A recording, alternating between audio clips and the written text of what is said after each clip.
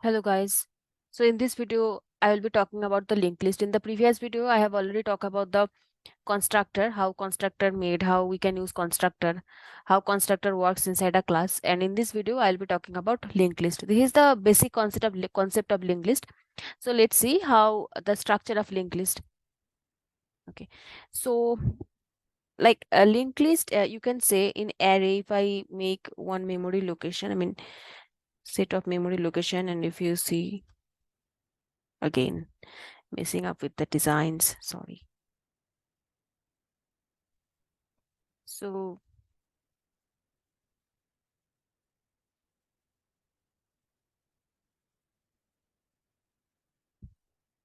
try to make some memory space so that it will be easier for you to understand. So in array you will see like 2 3 4 5, the position is contiguous. No place gap or nothing, the memory location is contiguous one after another. But for the linked list, the case is different. For linked list, it will be scattered like 2 and then 3, then 4 and then 5. It will be scattered like this way. Okay, this is the basic difference between array and linked list. Also, if you see in the array, like there will be index 0 1 2 3, and linked list there will be no index. Same thing like array, we mention array to specify a memory location, the memory space and everything. But for linked list also the same, only the main difference is in linked list you will not find the indexes 0 1 2 3, these indexes. In array it is available, and also the array you will see the position is a contiguous position one after another, but for linked list it is scattered anywhere. Okay, this is the basic concept of linked list. Now the thing is that instead of doing this 1 2 3 4, I want to show you how this works. So this is basically linked list. This is the head one, and then the next pointer, it will contain the address of the next link, and one after another and consecutively simultaneously one by one. Okay, so this is the head and the last one is the tail one. So how we can define this? So this head is a object and this tail is also a object. Okay, so head is a object with the value some 1, and the next is null. So in this case the next will not be null, our next case would be the 2, right? So this next is also a object. Always remember this, that this is the head one and only contain one. It is not like that. This is an object and the tail one is also a object. So if you see, wait, this 1 2 3 4, if I make the diagram like this, 1 2 then 3 and then 4 and then null, then how we can define this inside the the graphical representation would be like this, the main object head. Okay, inside that there will be value is nothing but 1, and then next is null, not our case null. So this would be like another object. Another object means you can see, you can tell val would be 2. Next is like another object. This way it will go till 4. So this is the main graphical representation, you can say, for a linked list. So linked list, a list, a node, a single node contain head and value. Value and head is the main one. Main is head, and the tail, the last one, you can say tail, it has tail. So in the tail is also object. So this contain a value, maybe the last value, in our case it is 4, and the next would be null. So further, sorry, null.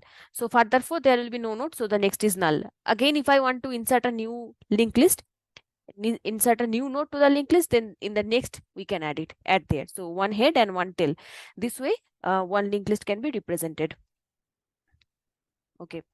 So again, let see this graphical representation one more time. So if you see, like if my linked list is this 2 3, then this is like first object sign, then this is the head one. This head is a object which has value as 1, and the next is also a object. Okay, so that is value as 2, and the next is also a object, that is a value as 3, and the next is now null.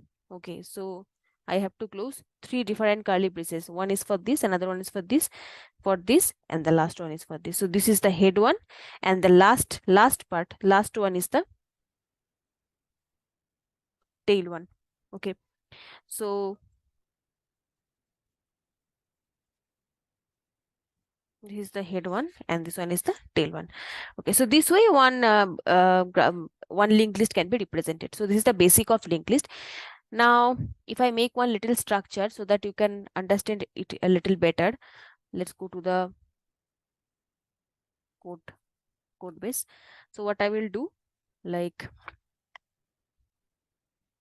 at first we have to make a basic node. So how we can make that basic node? Class node, name is the node, and then inside the class we'll put one constructor. Okay, in the constructor what I will do, I will take one value. Okay, so this value is nothing but this dot value equals to val. Okay, this dot next equals to null.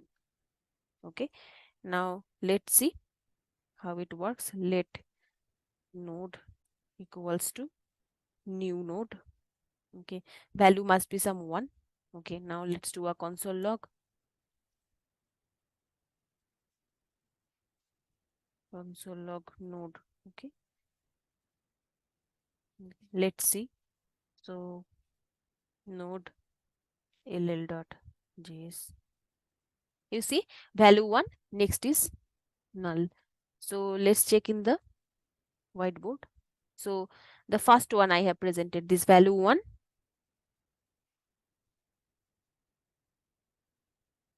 this value 1, and the next is null. So this value 1, so this one I have represented. If you want to see the how we can insert 2 and so on and so forth, then for for insertion of a node in a linked list, I will make one more video for that. In next video I will show you how you can push new data to the linked list one after another. But this video we will only discuss about how a linked list can be made, what would be the structure of a linked list. So this way we have to at first take one node. This is the head node. This is the head one. After that, if I want to insert a new node, then one after another we'll be pushing. Okay.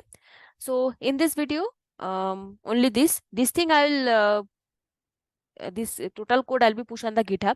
The GitHub link you will find in the description box. And if you have any query or if you want more note about this linked list, then you can email me.